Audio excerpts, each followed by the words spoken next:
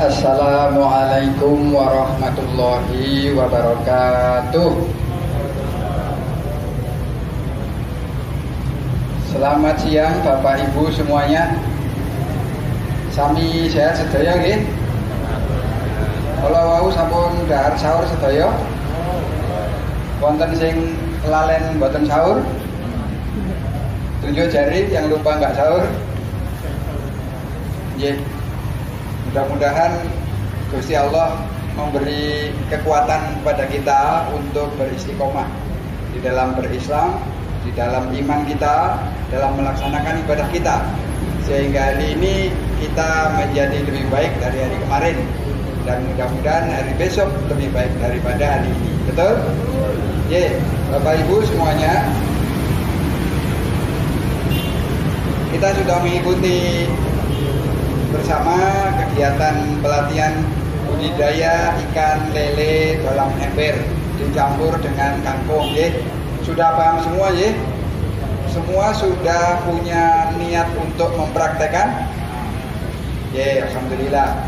Ini niat ini harus diwujudkan loh ya.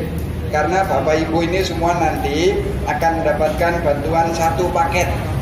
Ada ember, ada gelas, ada kawat yang mengelilingi, lalu ada bibit lele, ada bibit kangkung, ada pakan, kurang apa lagi?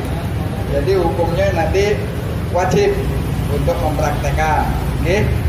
Siap sedaya nggih? Atau ada yang mau mengundurkan diri? Saya nggak jadi, saya hanya ikut pelatihan saja, nggak akan mempraktekkan, ada?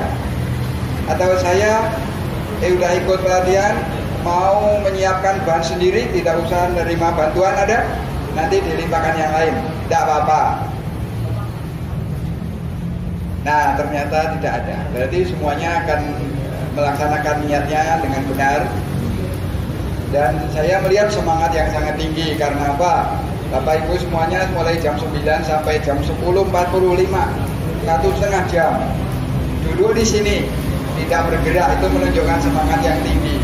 Baik, melanjutkan materi yang tadi. Kita semua sudah tahu ya, fungsi masjid itu ada berapa? Fungsi masjid ada banyak. Berapa? Banyak. Tetapi belum semua berjalan.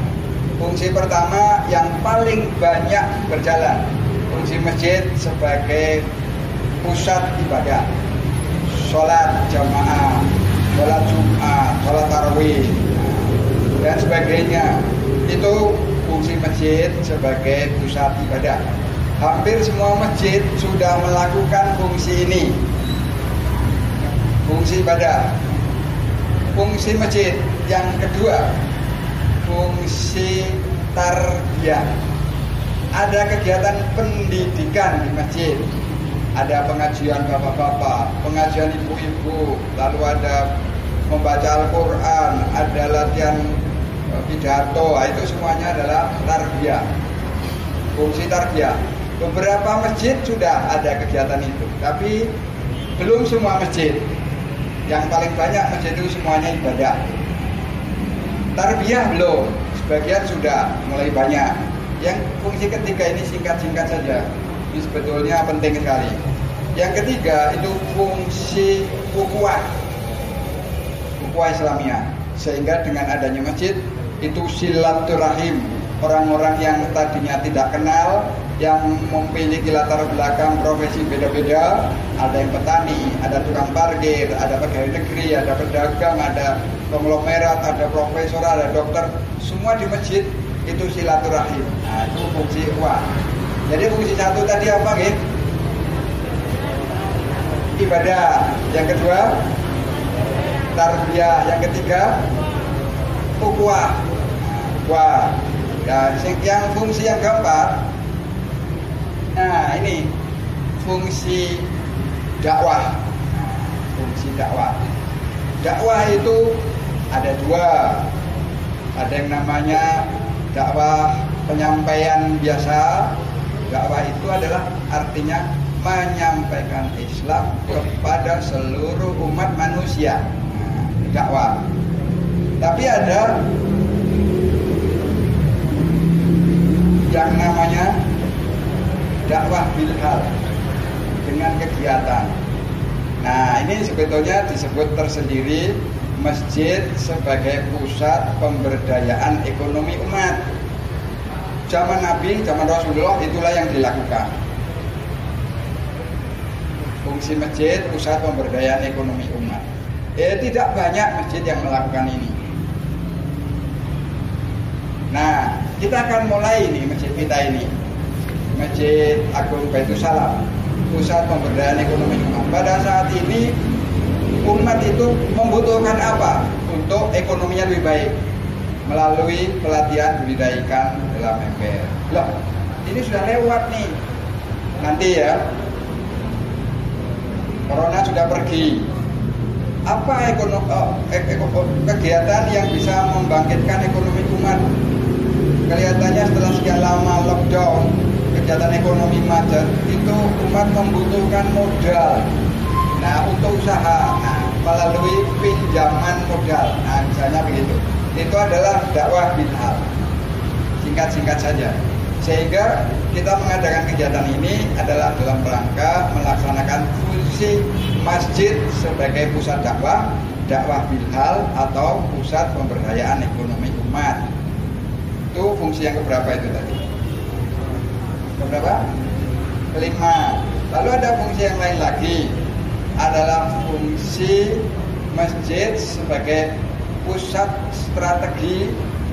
Tadi yang empat tadi, yang kelima tadi ada dua sebetulnya, fungsi dakwah dan fungsi pemberdayaan ekonomi umat. Termasuk fungsi dakwah itu adalah pusat strategi pengembangan dakwah. Jadi bagaimana dakwah terbaik saat ini ya? Apa cukup dengan pengajian-pengajian saja? Kita perlu melakukan kaderisasi. Bagaimana takmir masjid itu tidak hanya isi orang tua yang udah pensiun saja, tapi bagaimana remaja cinta kepada masjid. Nah, untuk memikirkan, mendiskusikan ini, itu harus ada di dalam masjid. Nah, diantaranya, jadi sudah lima. Ya, berikutnya, yang ini paling tidak banyak disentuh. Yang keenam ya, yaitu pusat layanan mualaf. Pusat layanan mualaf.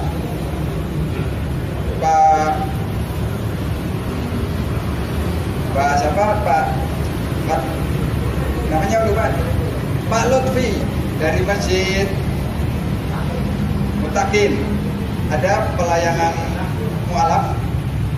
Nah, belum ada. Padahal mualaf itu di dalam Islam itu adalah posisi istimewa. Dia punya hak untuk zakat fitrah jelas, zakat mal jelas. Nah, itu belum banyak masjid melakukan ini. Nah, ini adalah bagian dari fungsi masjid yang nomor 6. Lalu ada lagi fungsi masjid yang juga tidak kalah pentingnya, yaitu adalah pusat pelayanan kebutuhan masyarakat, terutama pelayanan kesehatan. Ada masjid yang sudah punya poliklinik. Mafaza baru satu yang punya poliklinik. Nah, padahal itu sangat dibutuhkan oleh masyarakat sekitar. Nah, bagaimana masjid ini bisa menjadi pusat pelayanan kesehatan? Orang sakit mau ke dokter, mau ke rumah sakit, yang belum punya BPJS repot, udah ke masjid saja. Nah, nanti pusat pelayanan itu kalau udah jadi poliklinik, dia bisa kerjasama dengan dinas kesehatan agar juga bisa melayani BPJS. Kalau di Mafaza ada poliklinik, ada pusat pendidikan bahasa, 8 bahasa asing diadakan di sana. Salah satunya ini. Ada PESMA dalam rangka kaderisasi.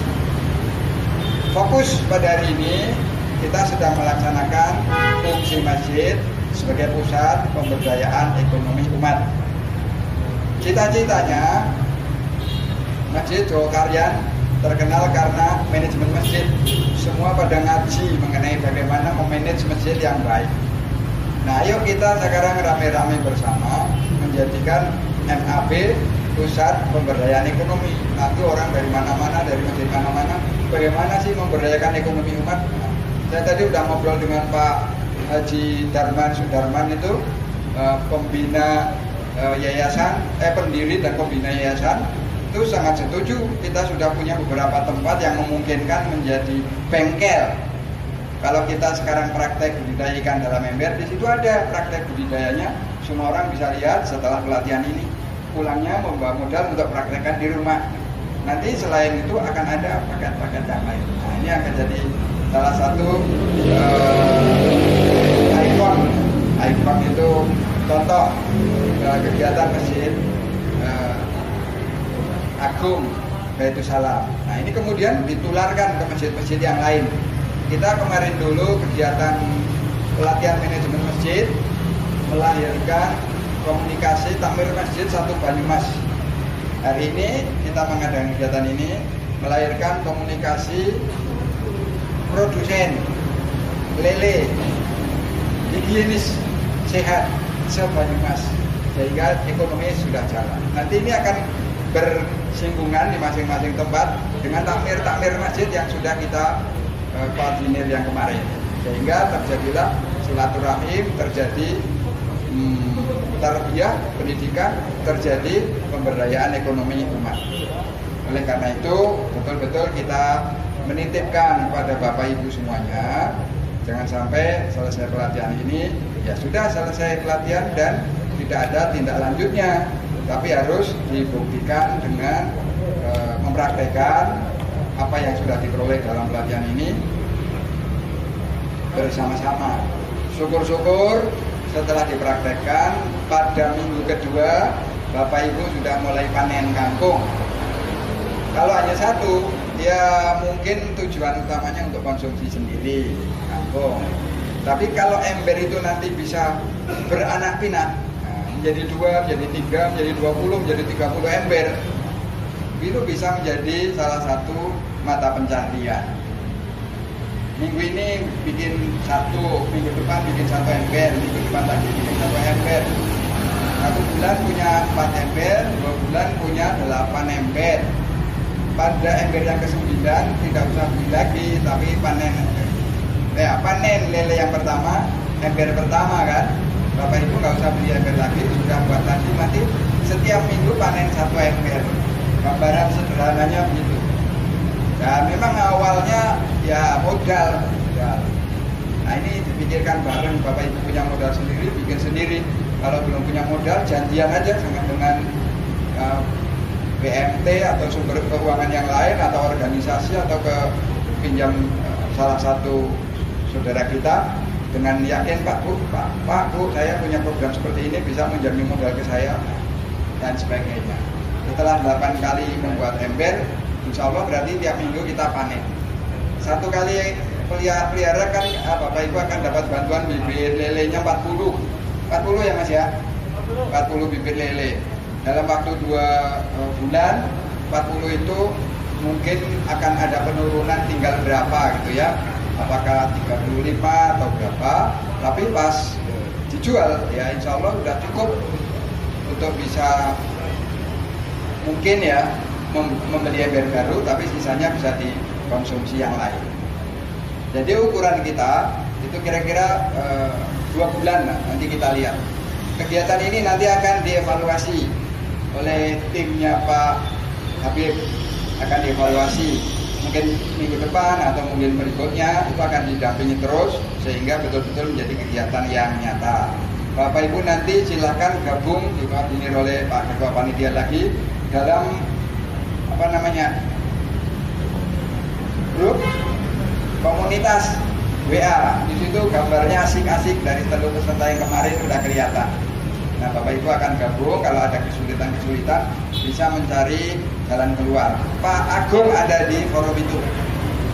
Nah, terakhir Bapak Ibu dari komunitas manapun, dari Pak Lutfi dari Masjid Mutakin atau masjid ada yang lain dari masjid mana, ini masjid Bapak ada yang tertarik pelatihan seperti ini lagi, hubungi kita lagi, kita siap untuk bisa memberi pelatihan di sana. Mungkin dari peserta pertama yang sudah berhasil ya Pak ya, bisa menjadi narasumber yang dikirim ke masjid-masjid sana. Karena kalau Mas Agung yang kirim, masjidnya ada 200 gimana?